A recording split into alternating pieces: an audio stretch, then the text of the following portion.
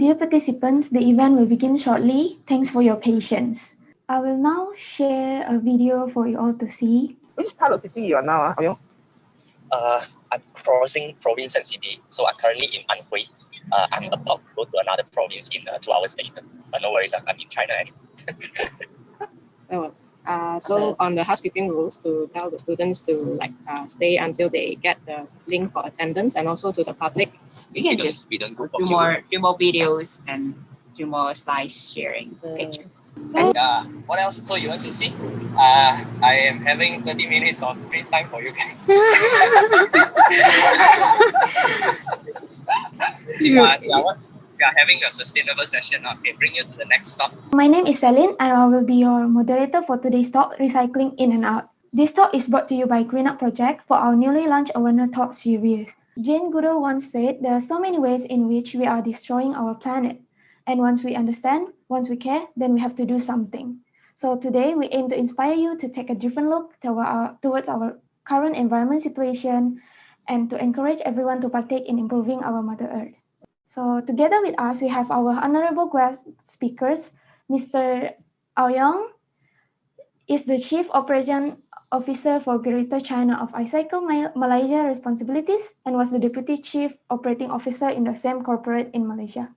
And we also have a guest speaker from China, Ms. Ibi Lau, the Media Relationship Officer of Carbon Base, and she is also the founder of SLAN. Thank you, Celine. Yeah, a little introduction about myself as well. I'm actually an employee of Icycle Malaysia since year 2016. And currently I'm in the teams of Icycle China as well as Icycle-Global. So today my sessions will basically cover both parts, whatever in terms of recycling, in terms of waste management, in terms of waste separation regulation. A very straightforward statistic has been showing that there's about 38,000 tons of waste has been generated a day in the whole Malaysia. So we have about 31 million of citizens. It's about 1.6 kg per person per day. Now, how does that number come from? I actually have some plastic containers with me. Guess what? It's not even 100 grams of what you have seen from my side here. So assuming there's about 1.6 kg of waste per person per crates per day, that's really a lot. And we are also top 5 ranked in the world, Malaysian, generating waste in a daily basis. Why there's landfills? A lot of times we have heard in certain news in YouTube or in other social media platforms saying that landfill is bad, landfill is toxic, landfill is basically harming our environment, harming our wealth, harming our health. But there's also a reason behind, because sometimes it is cheaper to recycle, to dump than to recycle them, especially plastics and also chemical waste, bulky waste, as well as certain low profitable recycling items. So the fact that is recycling, especially on plastics, is actually has a lot of complications and limitations that we didn't see when we didn't notice. Out of the 100% plastics that we have created, we have manufactured since 20 years ago, 30 years ago, there's only 8% of them have been finally end up being recycled. So what happens to the remaining 92%? They actually either go to landfills, go to the incinerators, or they go to the oceans. What does the recycling truth tell us about? The picture on the left is actually me back in 2017. Loads and loads of plastic bottles, plastic packaging, plastic containers. When they first come to the recycling center, it takes few more stages and process to actually segregate them. Not with machine, but with bare hands. Because sometimes wearing gloves would actually dragging some of your times. So I can see the kids, they are like, I don't know, only primary schools, but their hands are full of odd sets, which is really kasihan in other words. So the recycling process for us, like the citizens, we thought that, oh, I just have to throw my rubbish and I did my job. There's nothing for me because, there are 3 color of bins saying paper, plastics, and aluminiums and cans. Very straightforward. But actually plastic itself, it is very difficult to be recycled. Why I say so? Because sorting plastics in Malaysia or in most of the countries, we basically split them into 7 categories. The one that we are commonly found is actually number 1 and number 2, PET, polythyrene terephthalate, and also high density polythyrene HDPE. These are the items, these are the so-called plastics that covers more than 50% in our daily life. And fortunately, nowadays, these plastics, through different technology and also some economic concerns, they are more than 80% has been recycled. But what about the rest? Actually, there are thousands of different types of plastics. They come from different combinations as well. The dyes, additives, colors, shapes, and texture. And usually when it goes to the recycling center, it takes hours and hours of a second layer or third layer of segregation before it can actually goes to a new raw material and subsequently back to a new product. So this is one of the most important, most toxic limitations. And what's more is actually the weight of it. So I actually have a plastic packaging from a mineral water with me. How heavy this thing can be? It's actually less than 1 gram. So if I'm a recycling center today, to actually recycle 1 kg of this, I probably need thousands of them. And to keep it, to segregate it, to clean it, it takes a lot of my manpower effort. So what I do, I have to throw them to landfill. So that's the real story of a lot of our waste today. China had come up with regulations and come out an announcement in year 2018 that they are no longer importing any foreign Western plastic waste. So where does these items goes to? Ta-da! Malaysia. More specifically, Southeast Asia countries. There's about 110,000 of waste reportedly has been channeling to only Malaysia every month. And yeah, of course, people are making money of it, but there's also a big loss of our environment. Sometimes not all plastics can be recycled completely. End up, they may need to go to burning, they may need to go to the landfill as well. And we are actually handling the Western waste in such a 31 million citizens country, which is overwhelming. Malaysia is also famous in having a lot of islands. So Pulau Indah was naming as one of the beautiful islands as well. Due to the in middle 2018 until early 2019, there's a lot of illegal plastic recycling factories has been popping out in Port Klang as well as Pulau Indah. And what's the outcome? Carbon emissions costs, all these kind of health costs, intangible health has been damaging to the citizens nearby. Chemical waste, hazardous waste, without a proper segregation, it all goes to the landfill and it's actually harming the soil and the water, and it ends up goes back to our human body. There are 6 countries among hundreds of countries in the world are responsible of 60% of the ocean plastic pollution today, which is about 8 million tons of plastics. To put it into perspective, it's actually 13 Petronas Twin Towers, and Malaysia is among the top among these. Is the top among these 6 cities by having the total annual household plastic packaging consumptions. Malaysians rated one of the worst for plastic pollutions. Today, there's a lot of plastic that is visible, but there's also a lot of plastic which is invisible. We call it the microplastic. Now, this microplastic comes from when a person tries to have illegal dumping to the ocean, and subsequently it's being collected and being eaten senselessly from the marine lives, and then subsequently it goes to the smaller fish and goes to the bigger fish. And guess what? Today's the fish that we bought in supermarket, pasar pagi, probably they are already contaminated with a lot of microplastics. So we actually have a lot of plastics in our body, be it through eating or through breathing the open burning air. I actually like to work with youngsters because for your information, I have actually given one talk in UCSI back 3 years ago as well. So I found that by communicating a lot of topics of recycling, waste management, the youngster actually, it's not that they don't care. It's like they don't know it is that toxic and it is that insane that a waste can end up being in whether landfill or incinerations and subsequently harming out our body and our environment. Okay, another topic I want to bring up in my session today is actually the online shopping. And this thing is really, really intense in China because of these internet users and the online shopping platforms. We are generating thousands and thousands tons of waste in every single day because sometimes it's really cheaper. The delivery party actually ship my products all the way in front of my doors. So it is just way too convenient and it's really cost saving. And what happened to Malaysia is due to the epidemic, last year, Malaysia's online shopping spending powers has actually grown up, increased by 200%. Of course, express delivery is one of it, but also the e-commerce industries and also the food delivery services. So I foresee we are not even generating 1.6 kg of waste per day now, which is much more high. The Taobao culture, no one can be blamed because Taobao is actually one of the most convenient way by using plastic packaging. It's just like the scenarios here. I don't have to use my own containers. I don't have to wash. What I need to do is just when the packaging comes to my house, I open it, finish eating, throw it away. It's just too convenient. I'm not saying that we should let this habit continue, but every party stands a responsibility to make a change. Who do you think is responsible? Not just the government, but the so-called 7 parties that you can see in this EPR system. About 40% of Malaysian population actually show negative attitudes over recycling programs. Sometimes it's due to lack of trust. We try to segregate in the front end, but when there's a collection trucks come in, the Kalanguni or Bersih Buruk guy will tell me, sorry, I don't collect this. I don't collect this. What I collect is only this because it is heavy enough, so I can make more profit, and it actually serves my profitability concerns. Sorry, that's a bit noisy on the next side. Okay. Besides of these collectors, actually the raw material suppliers also stands a responsibility. Imagine when I mentioned there's thousands of plastic packagings today, there's actually more than 92% who can't be recycled.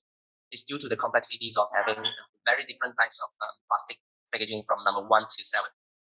Then we also have producers and also importers of these plastic packaged goods.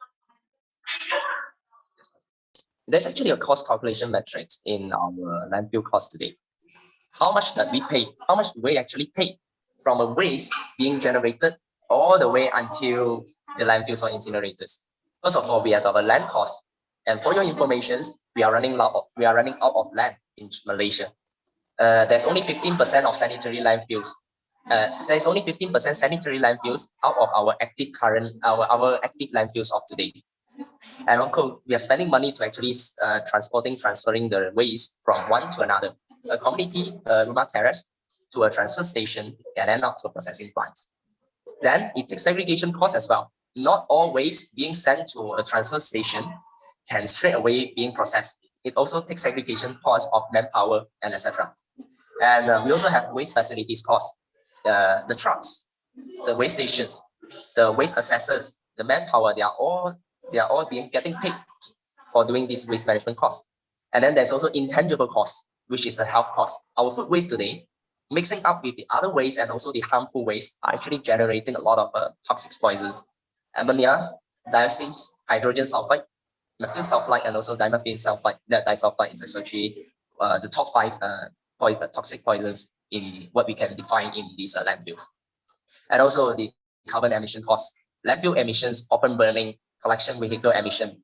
Every single day throughout these activities and actions, we are actually producing a lot of invisible carbon footprints that we have to get paid for it. Icycle actually back in year 2018, we worked with L'Occitane, one of the cosmetic and beauty products brands in not only Malaysia, but also a few more countries. L'Occitane actually willing to pay up certain percentage of our recycling costs in order to recycle more than what the current or the local recycling cycle can happen. Besides L'Occitane, we also work with Tesco, Sunway, IOI, Sundabi, and many more responsibly corporates and organizations in Malaysia. Besides of collecting waste, we also holding some CSR programs. We go to beach cleanups, we go to the universities, kindergartens, primary school, secondary school, we give talks. We go to kampong, we organize one cleanup day sessions with the local kanak-kanak, and it's actually making a great impact.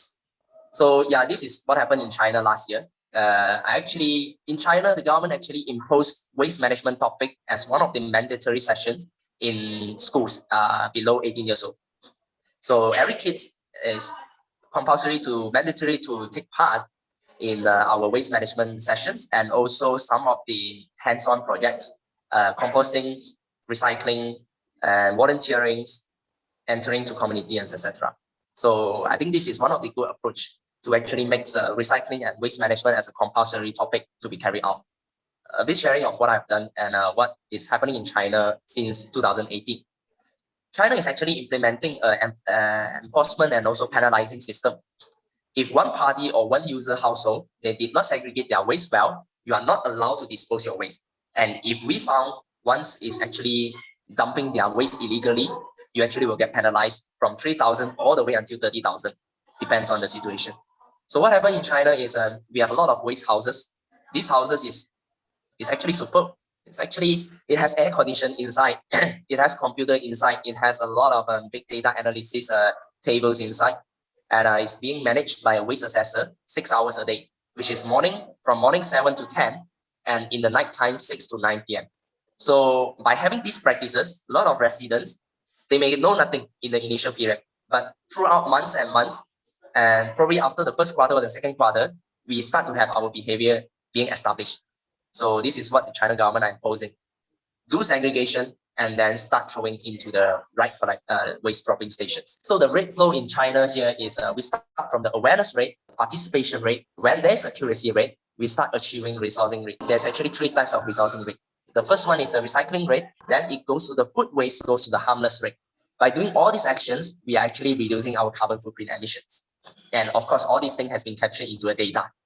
Data capturing is really super and fantastic in China's practice in terms of dealing with it. There's actually a data analysis for certain community projects. I would say 80% of these tier 1 and tier 2 cities nowadays in China, the awareness rate and also participation rate, accuracy rate are aimed to achieve to become more than 90% after a 12 months execution period. After we have imposed our system and also our operations in certain community, it has ended up saving more than 50% of the waste was supposed to be sent to the. And how does all these things happen? It's through a very in-depth tracking solutions that is deployed by the government. These tracking solutions comes from the very beginning. When we dispose, the waste stations you have seen earlier actually track on my behavior. This thing has been all captured through the waste, the smart house system and also the waste assessors. And what's next? Based on all these data, it actually leads to a social credit score system in China.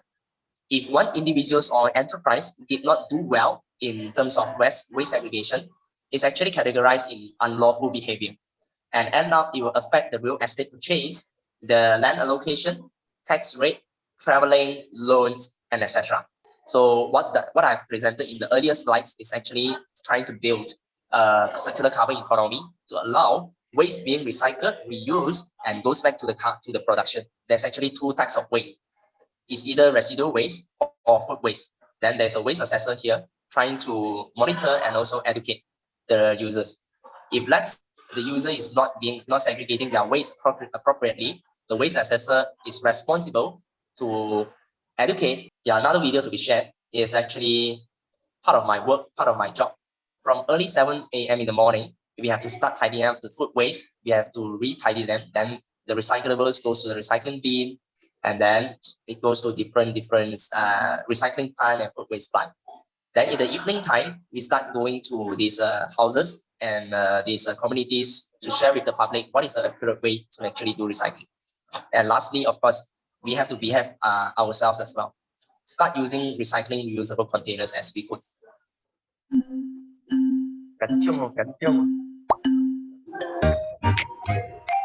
Film wrapping papers and other multi-laminate packaging. So for your information, not sure it's not the final answer, but sometimes it's our real answer in our heart. When these packagings are really empty inside, they usually become flat and will cause pollution to the paper making process because it's too flat, and sometimes when doing segregation process, you may overlook it. You can accumulate them at least 1 kg or more. There's actually a company called Cycle is able to recycle this packaging. And also some of the other groups who are trying to upcycle this into others upcycling material and products. But China, yeah, we saw this in quite a lot of supermarkets. It depends. This type of packaging is easily broken into recycling equipment and looks similar to recycled PET plastics. So if mixed together, it will contaminate the recycled plastics. The black plastic containers, the black color plastic is actually very difficult to be recycled. And usually it's a third grade plastic, and it carries lower value in terms of recycling. So my answer is no. We are also trying to eliminate black plastics packaging as much as we can nowadays. So when we use optical sorting technology, it's currently the technology cannot sort this plastic. Manual sorting can, but it's very expensive. I think initially back to a few years ago, I still see some of the recycling centers try to accumulate them and recycle, but now I don't see them anymore. Usually it goes to the landfill. So how to minimize this waste is try to make it easier to remove so recycling process can be easier. Answer is B, no. Take a wake up. The answer is no. Why I say so? Because usually we thought this is a pure 100% paper made cup, but actually there's actually a plastic coating inside. There's 1 layer, 2 layers, and when we goes to the recycling facilities, it can't recognize this. So end up it is sorting more issues in the segregation parts. So no, for your information, bring your own bottle, BYOB. You go to Starbucks, you go to McDonald's, sometimes they give you discounts somewhere. Very good. Can this be recycled? The answer is no. This kind of packaging contains many residues and only a very minimum percentage of aluminium is there. Okay, frankly speaking, you can also recycle this part, but to recycle this, it takes up a lot of effort in segregation. Plastic coffee cup. In some places, in some countries, if you wash it, rinse it, sink it, yes, it can be recycled. But some places, even though you wash it, rinse it, they may not collect it as well because it's too light. We hope more corporates can try to subsidize more. This shampoo, shower, colored opaque PET plastic cans are commonly used in energy drinks and daily chemical products. Sometimes you bring to Syste, you bring to some recycling center they don't want because it's not purely washed. Ends up troubling them. And they need to rewash it, they need to reshred it, reshrink it. So very difficult. It is good to use the transparent PET plastic rather than a colored one. I think still quite often in Malaysia, some of the bakery shops, they are using this transparent plastic box, commonly used in baking and electronic products. Can it be recycled? As far as I know, it's no. This is actually not PET. Chinese New Year, or I don't know, sometimes you buy some mineral water brands. They come with this plastic film outside the can. Apparently, I've seen some of the recycling center in China, they are compounding, recycling them, collecting them. They will eventually need to be sorted manually during the recycling process. If they are not sorted out, they will be thrown to the landfill. Okay, thank you, Mr. Aoyong, for the sharing. So now let us continue to our second speaker, Miss Abby Lau. So our question that we always ask is, how can we measure the efficiency of our 5R practices? So let's hear it from her on carbon offset as well. It might be new to most of us, but then it is something really crucial right now. So I'll pass it to you, Abby. My name is Ibi, and I'm currently living in Guangzhou, China, the south. I'm sharing about carbon neutrality, which is a pretty big thing in China happening now. And because we have the goal to achieve carbon neutral before 2060, carbon footprint and how we can contribute to carbon neutral. Okay, why do we need to reduce carbon emission? Because every year we're producing billions tons of carbon dioxide through the atmosphere. And right now our temperature is keeping a stable rate per year. 10 years ago, we already been raising 1.5 degree. So under Paris Agreement, we need to keep this range within 2 degrees. The Chinese government is started to invest a lot of money, and the other governments also been doing this for a long time already to cut the carbon emission from big corporations. Intergovernmental Panel on Climate Change report. There's 6,000 pages. So here, this graphic explains how the world will likely exceed 1.5 degree. These countries already are starting to reducing their emission. This is their goal. And for China, it's by 2060. And for most of the other countries like Singapore, Europe, the US, it's by 2050. The history, this graphic is to explain the milestone and the evolution of the volunteer carbon market. What is carbon neutral? And see in the graphic means having a balance between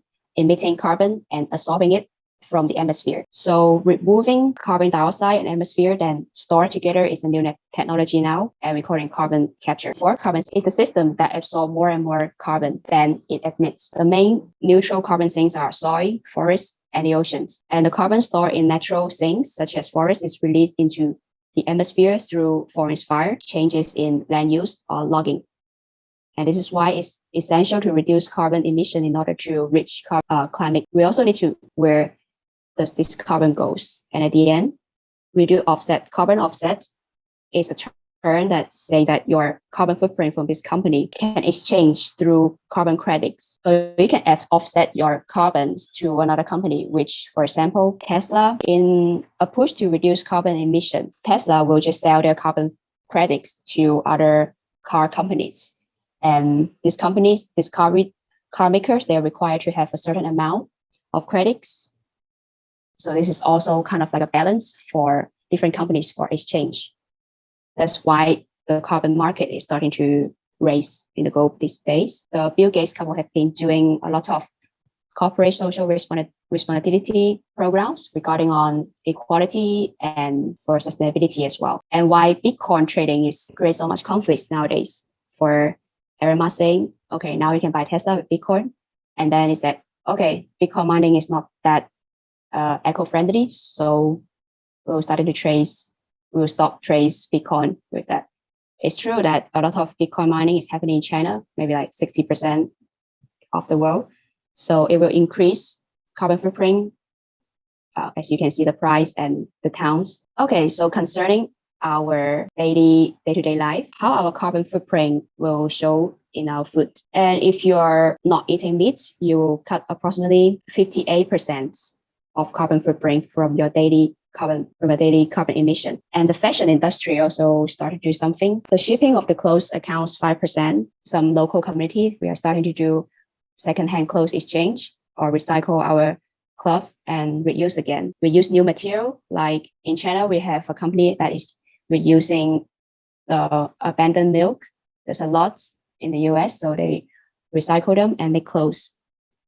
And this one is they use natural material like the herb called 草本赞. So they will use this instead of the chemical. Yeah, just to show here what we can do also circular economy by reduce, reuse, and recycle. And also upcycling is what we do. You can just adapt, like recycle this old furniture, like old wooden table, and then make it into nicer and reusable. And the cup right here, they recycle it from the coffee leftover as well. As you can see here in this graphic, carbon footprint is shown in all our daily life, like electricity, gas, wastewater, commuting, traveling, and shopping. As a citizen, what can we do with reducing carbon emission? There are some simple actions that you can do.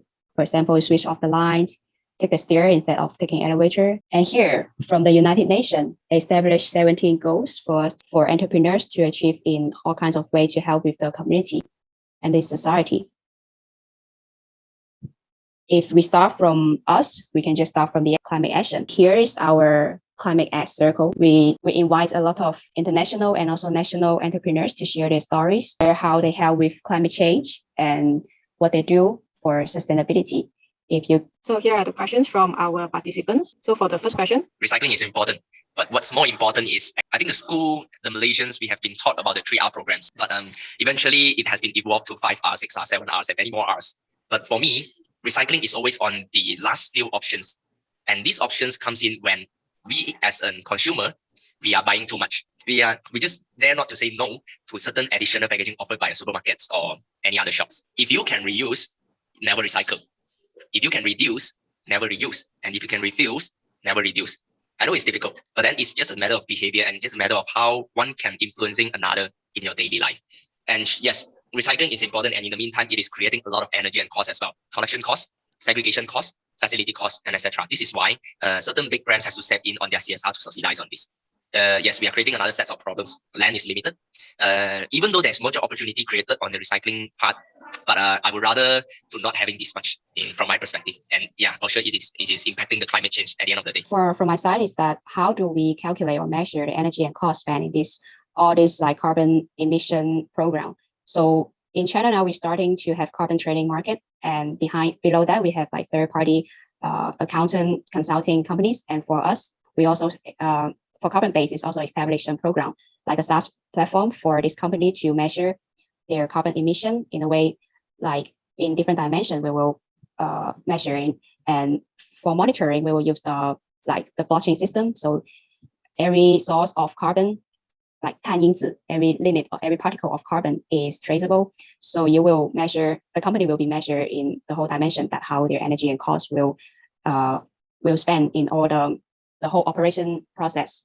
And from the government side, they will just need to generate a report for the whole assessment if the company is compulsory in this market. It really depends on countries' government's approaches. In certain government jurisdictions, I think the producers, it can be plastic producers, it can be glass bottle, packaging, papers, and whatsoever. They must comply with the EPR requirements for certain items. Malaysia's, as far as I'm concerned, there is certain things moving on, but in terms of execution, it's not fully compliant yet. Japan, yes, they are doing it. I think Japan started 20 years ago with this EPR system. And there's also an organization called Producer Responsibility Organization, a PRO. Their role is actually to monitor, to actually calculate the matrices to calculate how much certain plastic manufacturers or big brands have actually consumed.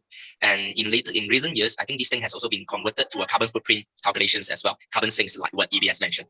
Yeah, if you ask me, should they be responsible? Yes, they should. In fact, they are one of the 7 parties that should be responsible in the EPR.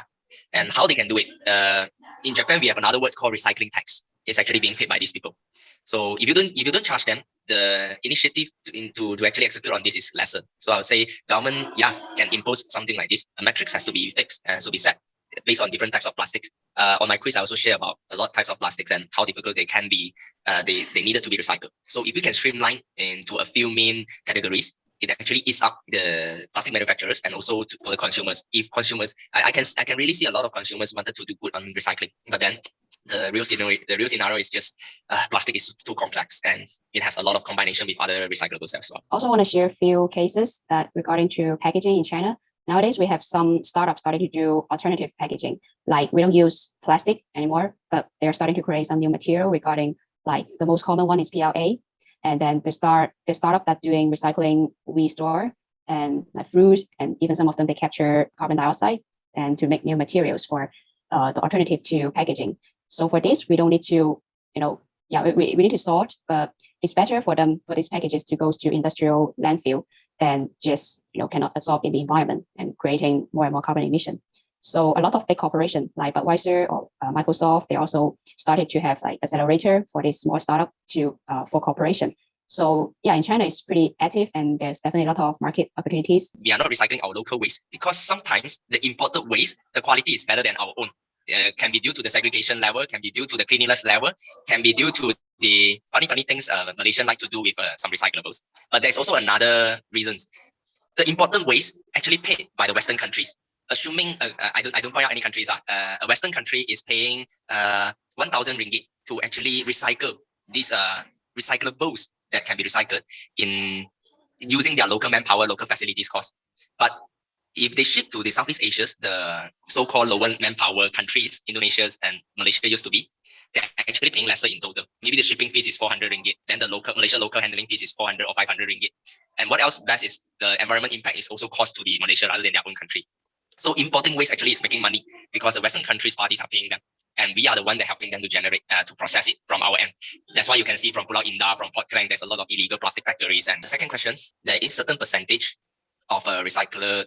Okay, there are two types of plastic. One is those people accepted. They told you, oh, we accept this. Then you give to them. They may buy from you in certain price. Then they start segregate when they send back to their recycling factory. Throughout the segregation process, they realize that certain products is not qualified. Maybe due to a mixture of papers, some unqualified materials. So the ratio could be 70-30. 30% has to end up goes to the landfill, or 20%. There's another type of plastic, like I've seen a lot of questions from Slido here saying instant noodle packaging, supermarket packaging. Usually this one directly all goes to the landfill because to recycle it, it takes way too much effort and cost. Yeah, and then it also goes back to what the big brands can do. Supermarket, maybe Tesco, maybe Giant, they can imply two methods. Either they create lesser, they encourage their users, the customer, to bring their reusable bags or reusable containers. In the meantime, they can provide a station to allow users to bring back the plastic packaging after they use on the next round. Then they accumulate until a certain amount. They can either engage with Icycle or any other collection parties to send with the recycling center. But again, this plastic packaging is too light. It's too light. You may need thousands and thousands of them to meet the minimum quota required from the recycling center. Okay. Yes. I may not be an expert of this, but I also would like to share with our audiences. Tetrapak Carton usually is those milk carton or those chrysanthemum carton boxes. Yeah, I think all of this carton was made by a Tetrapak company in Malaysia, and it is really difficult to recycle without having the inputs of Tetrapak themselves. I would say this is their own corporate social responsibility. They are actually paying Icycle or collaborating with us to set up stations in Klang Valley area and allow the users to actually first, before you recycle this, you have to rinse it and clean it at your very best. Then send to our nearest recycling bin. From them, we accumulate this Tetrapak carton into special categories in our warehouse. Then Tetrapak will come and collect once it reaches the minimum quotas of weight. Why is this so difficult? There's actually total 18 process to completely recycle Tetrapak carton because it consists of 3 different types of recyclables. There's aluminum foil, there's paper, and there's a few types of plastic, MPE, modified LDPE, and LDPE. So the normal recycling center, their current machines, they don't specifically design to handle for this type of plastic. So big brands or this producer responsibility, they have to take initiative. Otherwise, 99% of their products have to end up being in the landfill, incinerators, or oceans. Yeah, so a big round of applause. I think Tetrapak did well on here. But not only them, I think a lot more global brands are making their initiative to work with recycling parties, to work with waste management parties in terms of building their visible platform, different waste stations to allow users to manage to drop off their recyclables conveniently. At the end of the day is the process party have to take a big responsibility as well. To share a bit of my thoughts, every single time when I do a lot of sessions, usually it's with the students, the university students, I felt that recycling is never the best way. The best way is still the 5R concept. refuse, reduce, reuse, repair, recycle. But the shame to say is that it is really difficult for people like us. We have been living in for more than 20 years or 30 years. We already used to generate waste and throw to the rubbish bin conveniently. It takes really long time and also a lot of regulation to actually lead us to become a more social responsibility citizens. And yeah, Zero Waste Malaysia was, I think, there's still not majority of the Malaysian knows about these institutions, organization, or this page. But I always recommend that if today's session bring you some lesson or bring you some attention in recycling, probably I will recommend you to join this group.